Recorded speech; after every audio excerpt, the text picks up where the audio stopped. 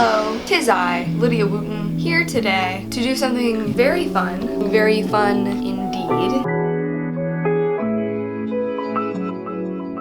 Life update. I have a cat. His name is Ollie. He began just a wee boy. I've known him since the very beginning. My mom and my sister fostered him, and I loved him so much that I demanded that I take him away from them. He's living with me now. Here he comes. Make way for the king. Make way. I don't think he likes being held very much, honestly. There he is. I'm gonna let him go now. Since I've had him, he likes my room quite a bit, but what he does not like is not having a quiet, safe space to reside. And what I do not like is having ugly things in my room. So our solution is I'm going to make his favorite cardboard box a beautiful kitty castle. Supplies time. I traveled across the country with a box large enough to fit me inside twice. He needs a beautiful place to live, and he likes boxes. Ooh, it's hairy. My bad. I guess I'm a hairy person. He goes inside right away. See, he loves his box. The only problem is it's ugly. He doesn't know this, but I notice. My room is beautiful. It cannot be disrupted by this ugly box. My first thought was I was gonna put bees like this, but then I don't think he likes the noise. How do you feel about me putting flowers on it? I just kind of feel like it makes it impractical to have the flowers on. What we're gonna do instead is give it a nice paint job using washable, non-toxic, craft smart tempera paint. I kind of want it to be just the most beautiful thing you've ever laid your eyes on. I just want it to be kind of like trippy, the way that houses would look if people weren't boring. We have every single color in the rainbow. It's gonna be very beautiful. I'm just letting you know that before we even get started. Let's do it. Alrighty, ideos. For some reason, circles are feeling really right to me right now. I kind of just want to paint. Like, I kind of don't even really want to do the whole planning part. Am I impulsive? Yes, I am. We're just gonna do it. If it causes issues, then that's fine. Alrighty. We're just gonna do Roy G. Biv stripes, and they're gonna be about this thick. Paint plate is arrived. Yes. Oh, those were the days. Wouldn't it be cool if the saying was, these are the days? It was regular for us to just be like, oh my gosh, these are the days. Ollie's in the bathroom. He doesn't like being left out. I understand, neither do I. It's looking pretty good so far. He's like, what's happening to my box? Mom, why is my box tilted like this?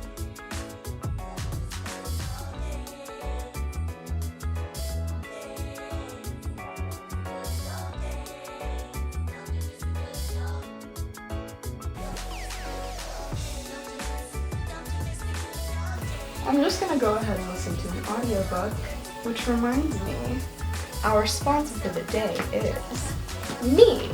But Audible, hit me up. I love audiobooks, and I genuinely could talk about how much I love audiobooks.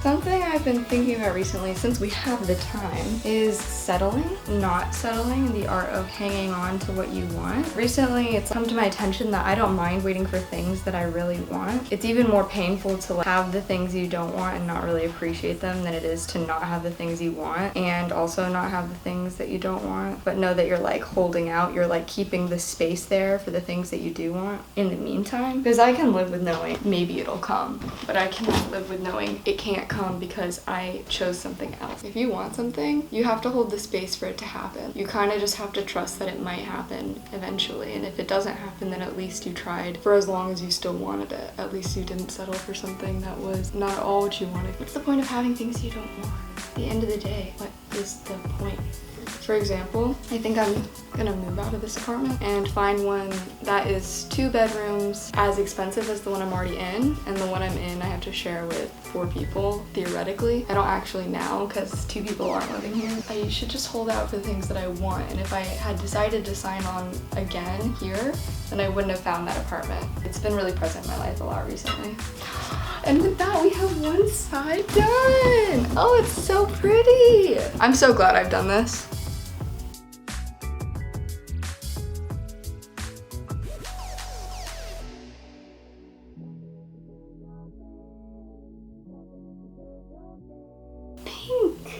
Look. Pink. And then red. I want to give you a little background on me and Ollie. I met him after my family adopted him. My little sister really wanted to keep him, which I considered fate. I really do believe that Ollie was supposed to be mine. I believe that Julia felt an attraction to him because she was saving him for me, is what I believe. Ollie kept me company when I was really sad. I took a semester off of school, didn't know what I wanted, and I could tell I was already gonna fail all my classes, and so I was like, I need to just take a break. Take a big deep breath in, figure out what's going on in my head. They gave me a medical leave of absence because I was so sad. I took a semester off, which was the most brilliant thing ever, and I came back totally feeling happier about life. Sometimes you just overwork yourself. I figured out that I need to prioritize myself more. I need to prioritize my creative pursuits, hence why I'm painting a box. I figured out a lot of my mental health is wrapped up in how much alone time I'm getting. I've yet to discover a sustainable system for maintaining boundaries if I don't have a lot of time to breathe and reflect on which boundaries I need to be implementing more. Basically, having semester off changed the trajectory of my life. I would also just like need a lot of time and space in my own room, living at home with my family.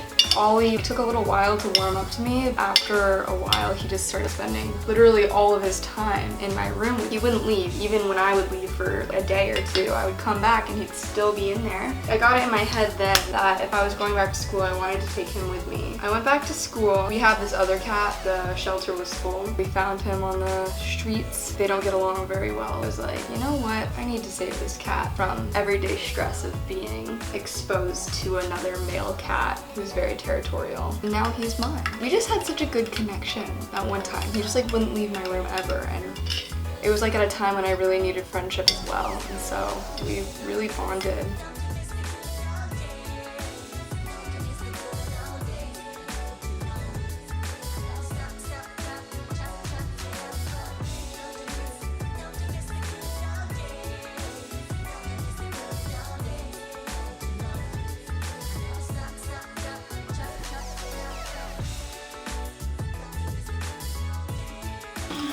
You drink your oranges, so it's good as super fruit. Drive my phone and active on the sidewalk. Put fun holes and hoops inside a small cup.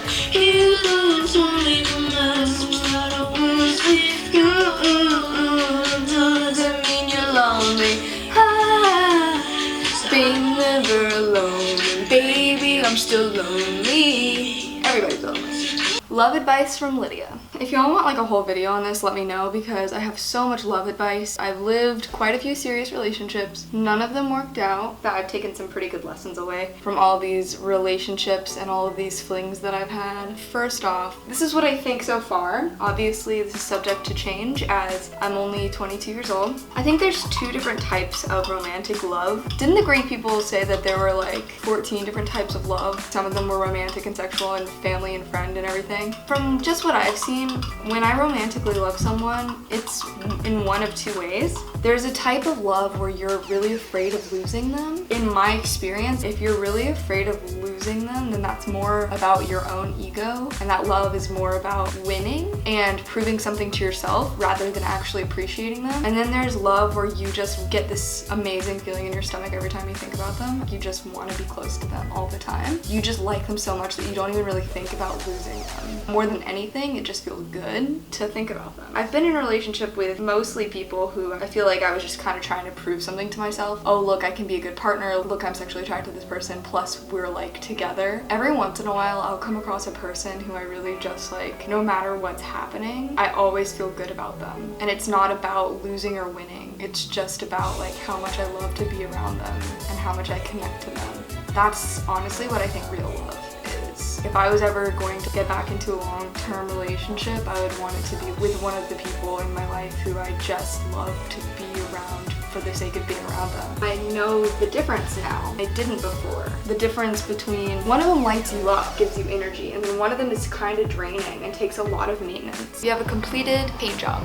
All sides are now painted. Yes, this is the best box I've ever seen. I'll never see another better box. How come they don't make boxes like this already? Should I sell boxes like this? If I was moving, I wouldn't want to move with a normal brown box when I could move with a box like this. I'm gonna save this box for the rest of my life. This box is never going to leave me. I have so much love for it. It took me like 3 hours to paint this, which is incredible because I didn't expect it to take so long. Had I expected it to take so long, would I have still done it?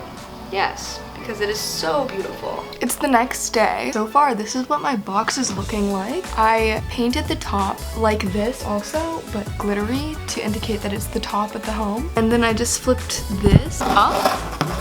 I don't know what the best design is for this. He loves hair ties. Yeah, it's in there.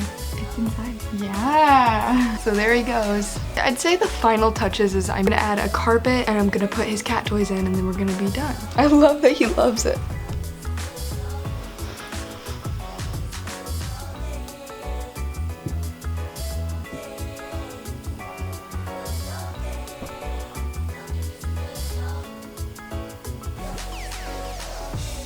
In terms of the carpet, I'm just gonna put this in there. I think he likes it already. Yeah, I think he likes it. So we're just gonna put this at the very back of it. In terms of toys, he loves hair ties. He plays fetch. I'll show you. Go fetch. Come here, come here. Good boy. Now he's got a nice little squishy bed in there. I'm gonna put in this string, this little mouse, and this hair tie. And then he'll have a nice little cave to live in. And that concludes the making of my cat's rainbow palace. This has been fun for me. I've enjoyed it greatly. Thank you for joining me as per usual. Let me know if you make your own little tiny rainbow palace or something similar. Yes, goodbye.